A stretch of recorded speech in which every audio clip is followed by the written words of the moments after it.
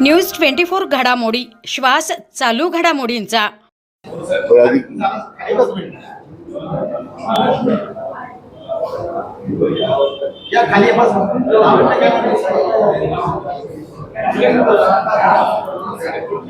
भारतीय जनता पक्षाचे शहरातील अध्यक्ष मान्य ॲडव्होकेट अभय आगरकर, ज्येष्ठ नेते मान्य विनायकराव देशमुख, दीक्षित थांबा, जे शिवसेनेचे नेते मान्य बाबूशेठ कारवाले, अंबादास पाटील, मान्य पक्षाचे इतर सर्व पदाधिकारी, उपस्थित सर्व पत्रकार बंधू आणि मित्र, आजच्या ह्या पत्रकार परिषदेसाठी मी आपलं सर्वांचं प्रथमतः स्वागत करतो। नुकतेच आपल्या देशाचा अर्थसंकल्प विश्वनेते आदरणीय प्रधानमंत्री नरेंद्र मोदींच्या नेतृत्वाखाली आणि आपल्या देशाच्या अर्थमंत्री निर्मला सीतारामनजी यांनी सादर केलेला आहे। हा संकल्प शेतकरी, महिला, युवक, उद्योजक, समाजातील प्रत्येक घटकांना न्याय देणारा हा अर्थसंकल्प आहे आणि म्हणून संपूर्ण देशभरामध्ये त्याचं मोठं स्वागत आहे। एकूण देशाच्या आर्थिक विकासाचा विचार करताना याच्यामध्ये कृषी क्षेत्राचं फार मोठं योगदान या अर्थसंकल्पाच्या निमित्तानं अधोरेखित होतं। मागच्या 8 वर्ष जर पाहिलं आपण तर साधारण कृषी विकासाचा दर जो आपल्या देशाचा होता तो साधारण 5.1% सातत्यानं तो स्थिरावला आणि त्यामध्ये विशेष करून कोविडच्या कालखंडामध्ये सुद्धा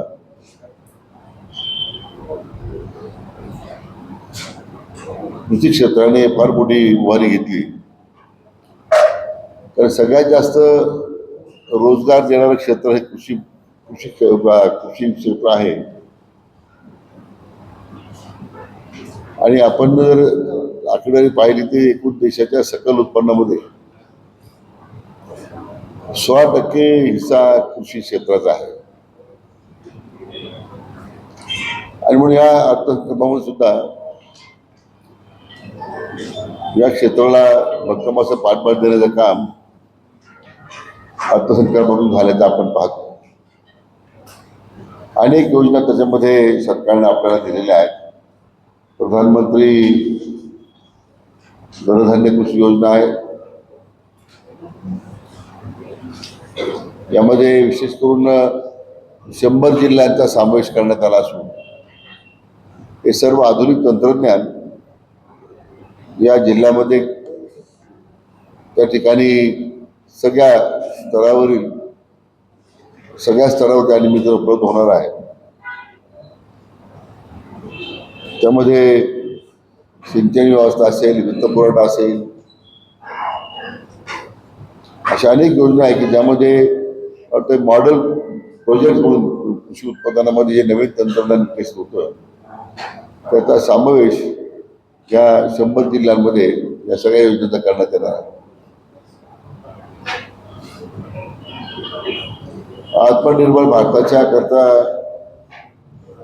आत्मनिर्भरता मिशन योजना ही एक नवीन योजना आता जाहीर करण्यात आलेली, ज्यामध्ये डाळींचं भाजीपाल्याचं उत्पादन त्या ठिकाणी अधिक वाढून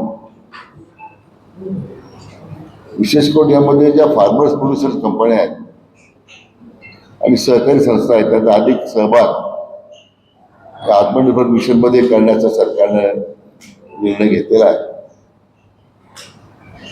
त्याचबरोबर उच्च उत्पादनक्षम आणि हवामानक्षम अशा प्रकारच्या बियाण्याचं उत्पादन सुद्धा या अर्थसंकल्पामध्ये त्यासाठी त्याची विशेष तरतूद करण्यात आलेली आहे। यामध्ये किसान क्रेडिट कार्डचा जो आता काही वर्षापासून त्याचा वापर सुरू होता त्याची आता मर्यादा 3 लाखावर आता 5 लाखापर्यंत करण्यात आली. आणि केवळ शेती उत्पादन नाही, त्यामध्ये शेतकरी आहेतच, परंतु दूध व्यावसायिक आहेत, मच्छीमार आहेत, त्यांचाही समावेश या योजनेमध्ये करण्यात आलेला आहे. प्रधानमंत्री अन्नदाता आणि अन्न सुरक्षा योजनेमध्ये शेतकऱ्याला त्याच्या शेती उत्पादनाचे उत्पादन हमी किमतीमध्ये खरेदी करता यावं आणि तशा प्रकारची त्याला शाश्वती मिळावी, त्यासाठी यावर्षी सरकारनं 6,000 कोटी रुपये तरतूद अतिरिक्त त्यानिमित्तानं केलेली आहे. त्यामुळे खरेदी किमतीमध्ये जो हमी भाव आहे आणि शेतकऱ्याला मिळणारा जो भाव आहे याच्यामध्ये एक सातत्य राहील अशा पद्धतीचा प्रयत्न सरकारने केलेला आहे. कापूस उत्पादनामध्ये सुद्धा वाढ होण्याच्या दृष्टीने साधारण विशेष योजना त्यामध्ये आणलेली आहे. युरियाचा नेहमी तुटवडा होतो म्हणून साधारण 12.5 कोटी मेट्रिक टन युरिया उत्पादनाचा नवीन त्या ठिकाणी प्रकल्प हातात घेतोय, सरकार घेत आहे. ज्यामध्ये या सगळ्या शेतीपूरक योजनेला, आत्मनिर्भर मिशनच्या योजनेला अधिक त्याला पाठबळ मिळेल, त्याचा उपयोग निश्चितपणे त्यासाठी होणार आहे. उद्योग क्षेत्रामध्ये सुद्धा मोठी भरारी या अर्थसंकल्पामध्ये आपण घेतली पाहतोय. म्हणजे साधारण 5.7 कोटी लघु उद्योजक आहेत, त्यातून 7.5 कोटी रोजगार निर्माण करण्याचा त्यामध्ये सरकारने निश्चय केलेला आहे. त्यामध्ये लघु व मध्यम उद्योजकांना सहजगत्या कर्ज उपलब्ध व्हावं म्हणून त्यासाठी काही नवीन योजना जाहीर करण्यात आलेल्या आहेत. उद्योगासाठी नवीन क्रेडिट कार्ड योजना सुरू करण्यात आलेली आहे आणि यावर्षी साधारण या लघु उद्योजकांकरता 10 लाख क्रेडिट कार्ड यावर्षी देण्याचा संकल्प करण्यात आलेला आहे. अशा वेगवेगळ्या योजनेतून विशेष करून किमान कौशल्य कार्यक्रमाला यंदा विशेष महत्त्व देण्यात आलेलं आहे. किमान कौशल्य कार्यक्रम हाच उद्याच्या देशाच्या तरुणांना, तरुणींना, महिलांना अधिक चांगल्या प्रकारे सक्षम करेल. त्यातून रोजगार निर्मितीबरोबर स्वयंरोजगाराची सुद्धा अनेक साधनं उपलब्ध होतील असा विश्वास या निमित्ताने व्यक्त करण्यात आलेला आहे. देशातील वाढती कॅन्सरची सध्याची जी स्थिती आहे ती चिंताजनक आहे. त्यामध्ये आज अर्थसंकल्पामध्ये साधारण 36 औषधांच्या वरची कस्टम ड्युटी सरकारनं आणि जीवनावश्यक वस्तूच्या खरेदीवर 5% किंमत ड्युटी होती ती संपूर्ण माफ केलेली आहे. त्यामुळे सामान्य गरजूंना, तुमच्या रुग्णांना या सगळ्या कॅन्सर उपचारामध्ये मोठी मदत त्यानिमित्त होणार आहे. त्यानिमित्तानं प्रत्येक जिल्ह्यामध्ये एक शासकीय रुग्णालयामध्ये कॅन्सर त्या ठिकाणी सेंटर सुरू करण्याचा निर्णय या अर्थसंकल्पात घेण्यात आलेला आहे. त्यामध्ये काही वैद्यकीय शिक्षणामध्ये सुद्धा जवळजवळ साधारण 10,500 जागा वाढवण्याचा संकल्प या अर्थसंकल्पामध्ये निश्चित करण्यात आलेला आहे. उच्च शिक्षण असेल, त्या निमित्तानं भारतीय भाषा योजना एक नवीन उपक्रम सुरू करण्यात आलेला आहे. त्या भाषेमधील पुस्तके सहजगत्या आणि उपलब्ध करून देण्याचा निर्णय झाल्यामुळे प्रत्येक विद्यार्थ्याला आपल्या भाषेमध्ये शिक्षण घेता येईल. हे मला वाटतं क्रांतिकारक पाऊल या अर्थसंकल्पाच्या निमित्तानं उचललेला गेला आहे. पुढील 5 वर्षात मी म्हटल्याप्रमाणे वैद्यकीय महाविद्यालयामध्ये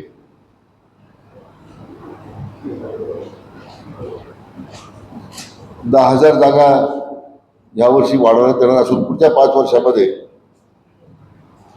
आपल्या संपूर्ण देशभरामध्ये 75,000 जागा वैद्यकीय महाविद्यालयामध्ये त्या ठिकाणी निर्माण होणार आहे.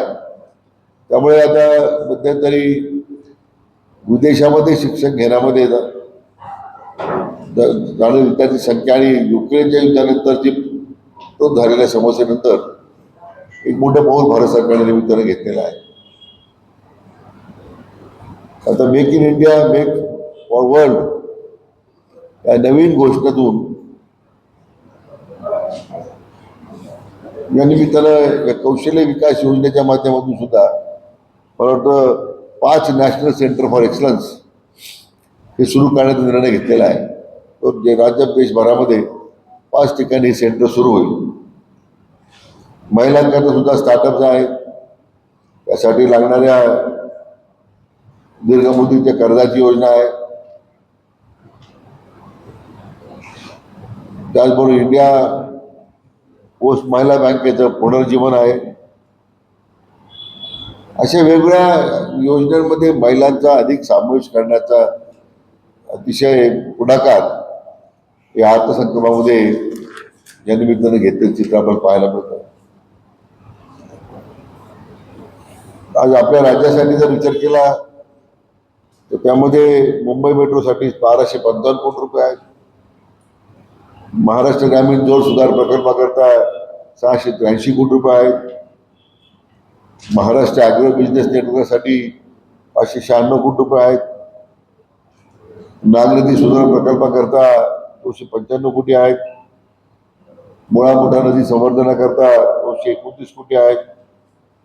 अशा वेगवेगळ्या योजनेमधून मला वाटतं राज्याला मोठा निधी देण्याचा प्रयत्न या अर्थसंकल्पात झालेला आहे.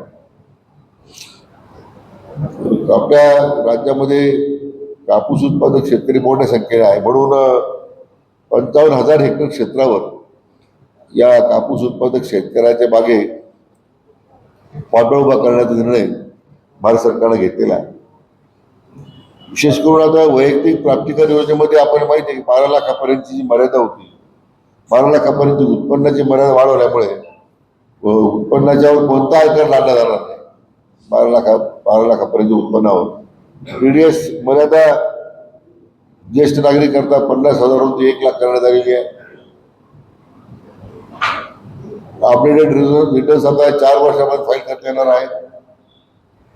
अशा वेगवेगळ्या योजनेतून मला वाटतं या अर्थसंकल्पामध्ये सर्व समाज घटकांना एकत्र त्या ठिकाणी एक समृद्ध भारत, विकसित भारत याचा जो संकल्प आदरणीय प्रधानमंत्र्यांनी केलेला आहे आणि आत्मनिर्भर भारत या अनुषंगिक या वेगवेगळ्या क्षेत्रामध्ये ज्या काही योजना सुरू केल्या आहेत त्या योजनेचं बळकटीकरण झालं आहे.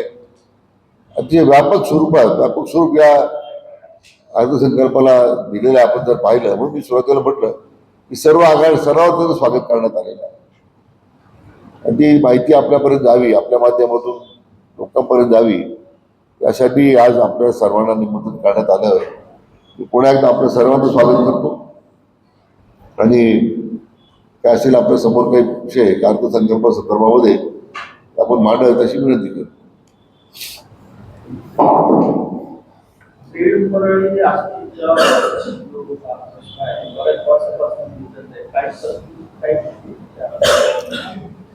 त्याला तरतुदीची आवश्यकता नाही असं माझं मत आहे, कारण ऑलरेडी तो प्रकल्प सँक्शन आहे आणि त्यामध्ये आता ह्या वर्षी मला वाटतं की शेवटपर्यंत ती रेल्वे लाईन जाणार आहे.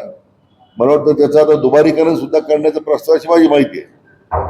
परंतु त्या रेल्वे लाईनची व्याप्ती वाढवणं या संदर्भात रेल्वे खात्यामध्ये काही मला वाटतं प्रयत्न सुरू आहेत.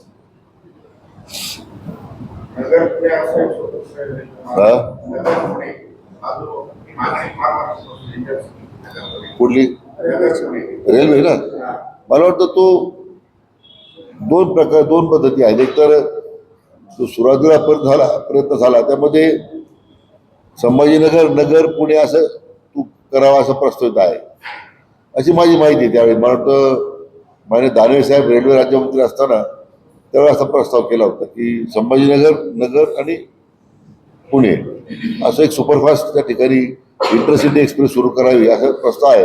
आता वस्तुस्थिती काय मला त्याची माहिती नाही.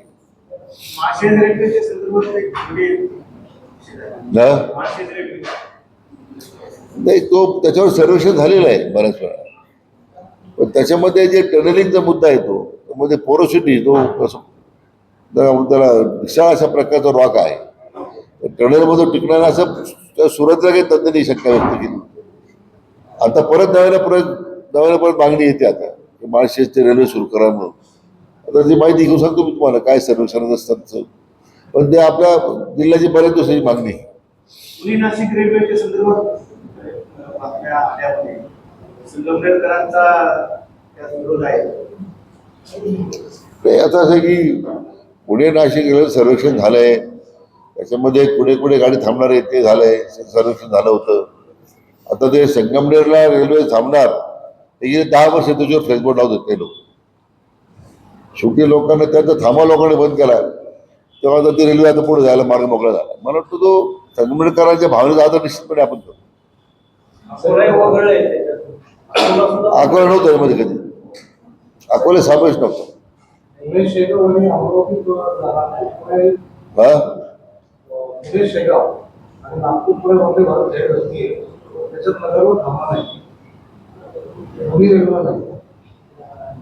नाही, तो प्रयत्न करू. आता वंदे भारतच्या बऱ्याच गाड्या सुरू होणार आहे आता नवीन, आता ज्या सध्या सुरू आहेत त्याच्यामध्ये आपण म्हणतात त्यामुळे काही थांबे द्यावेत अशा प्रकारे विनंती करू आपण रेल्वे विभागाला. प्रमुख जी मागणी आहे की इंटरसिटी नगर पुणे सुरू करावी. मध्ये असं सांगितलं जात होतं की 14 शिफ्टिंग पॉईंट नाही, त्याच्यामुळे अडचण येते. नंतर येरवडा स्टेशन नवीन होईल ते थांबे, पण ती काही प्रत्यक्षात मुहूर्त लागलेलं नाही. नगरची खरं प्रॉब्लेम ते नगरचं स्थलांतर जर वाचवायचं असेल तर ती रेल्वे उतरू शकणार नाही. आपला मुद्दा बरोबर आहे. आता मला खरं त्याची माहिती नाही आहे.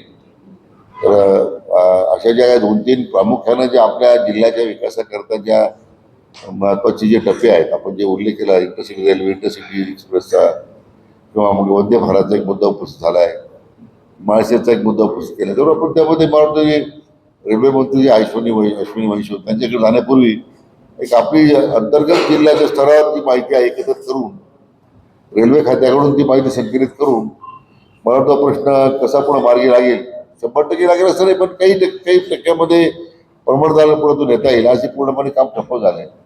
परंतु जो संभाजीनगरहून जो ग्रीनफील्ड कॉरिडॉर आहे तो नगरहून जातो पुण्याला, म्हणजे नगर उद्या मला वाटतं त्या ग्रीनफील्ड कॉरिडॉरमुळं एक्सप्रेसवेमुळं नगर पुन्हा तसेच फार वगैरे जोडलं जाणार आहे. त्याचं काम सुरू झालेलं आहे प्रत्यक्ष. काही ठिकाणी भूसंपादन झालं आहे, काही ठिकाणी आवश्यकता नाही आहे. उलट समृद्धी महामार्गाला जोडला आहे तरी नागपूर पुणे आता त्या मार्गाने अधिक जात आहे. विदर्भ आणि पुणे, त्यामुळं विदर्भ, नागपूर, संभाजीनगर, अहिल्यानगर आणि पुणे. अप्पर तहसील कार्यालयाच्या संदर्भामध्ये नगरचा निर्णय झाला. हा विषय संगमनेरमध्ये वेगळ्या मार्गाने जातोय असं वाटतंय. नाही, काय आहे की आता तालुक्यांची भौगोलिक स्थिती पाहता बरेच मोठे तालुके काही ठिकाणी. आता ही संगमनेरचं जे अप्पर तहसील कार्यालय स्वतंत्र आश्वेला आपण केलेलं आहे, त्याच्यामध्ये थोडी भौगोलिक सरकता गावांची पाहावं लागणार आहे. मुळात आम्ही सूचना दिलेल्या आहे जिल्हाधिकाऱ्यांना, आणि तसं लेखी स्वरूपात पत्र संबंधित मतदारसंघाचे आमदार महोदय अमोल खताळे दिलेलं आहे की मंडळाची पुनर्रचना करून मग करावं. त्यामुळे त्या पद्धतीने मंडळाची पुनर्रचना झाल्याशिवाय या अप्पर तहसील कार्यालयाचं काम सुरू होणार नाही अशा प्रकारची आता आपण निर्णय केलेला आहे. आता त्या तालुक्यातून आश्वीमध्ये सुरू करावं, घारगावला सुरू करावं अशी लोकांची मागणी आहे. 70-80 किलोमीटर, 60-70 किलोमीटर पायपीट तर तालुक्याला यायचं. लोकांच्या सुविधा काय ठिकाणी लोकांना मिळाल्या पाहिजे. आता काही लोकांना सत्तेचं विकेंद्रीकरण होईल म्हणून भीती वाटतं, त्यापुढे हा विरोध आहे.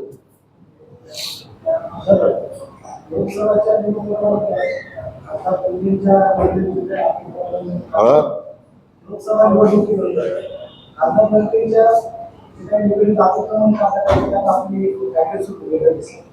बँकेचं काय अतिक्रमण कोणाचे लोकसभेच्या निवडणुकानंतर हा त्याच्या निगडीत जे काही अतिक्रमण मला नाही ते माहिती. काढण्यात आपली कायदे सुरू मला काही कल्पना नाही त्याची कोण निकडवरती हेच मला माहित नाही. अतिक्रमण काढले नसते. मला कल्पना नाही ते निकडवरती मला माहित नाही त्यांचं अतिक्रमण नाही माहित नाही.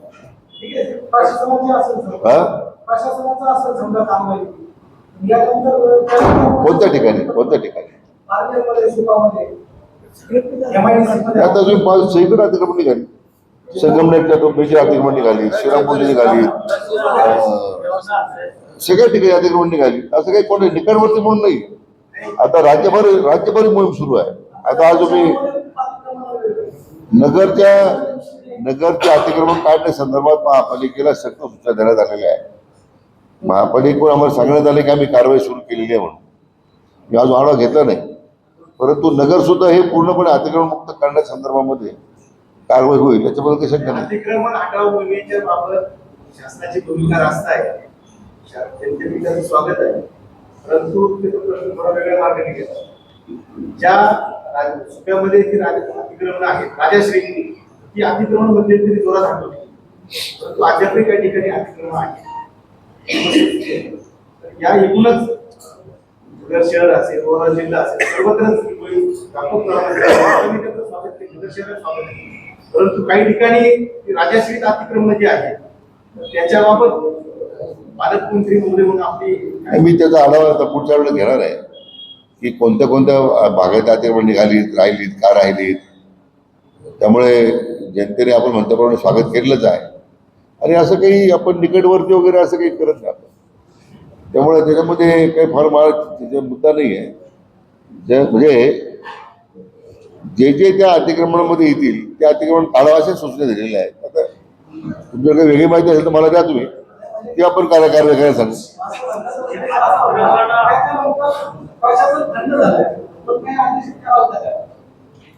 म्हणून मी म्हटलं ना मग तुम्ही मला काय अतिरिक्त माहिती तुम्ही असे मला द्या आपण ती कारवाई करू का. अतिक्रमण हटवताना फक्त रस्त्यावरच्या कापड्या आणि हातगाड्या एवढ्या पुढे मर्यादित ठेवले सध्या.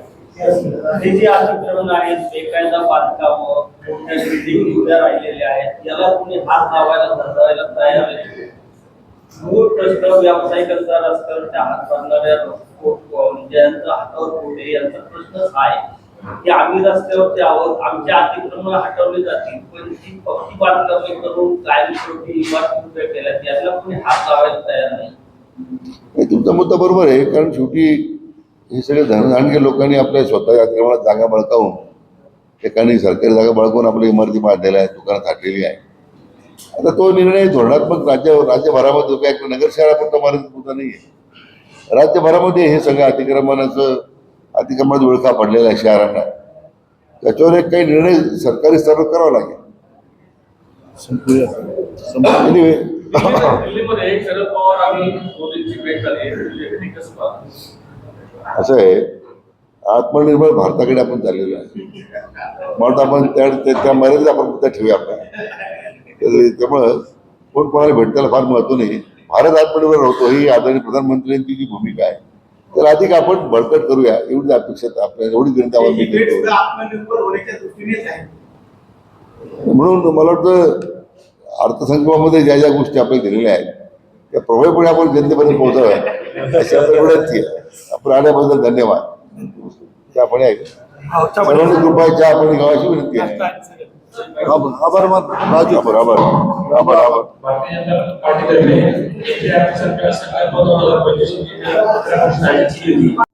इंग्लिश बोला फ्लुएंट कारण सोबत आहे प्रॉमिनंट. उत्कृष्ट इंग्लिश बोलण्यासाठी आजच संपर्क करा 8600000069.